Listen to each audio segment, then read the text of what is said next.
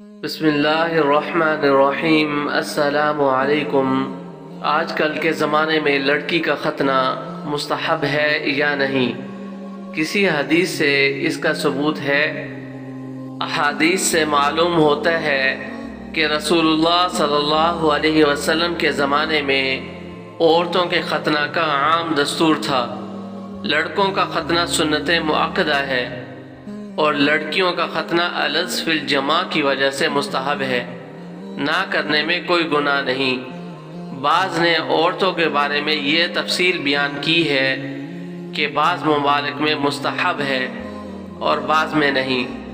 بعض کتب طبیعیہ میں اس کی وجہ یہ نظر سے گزری ہے کہ گرم ممالک میں بظاہر کچھ لمنہ ہوتا ہے، اس لیے اسے کاٹ دیا جاتا ہے۔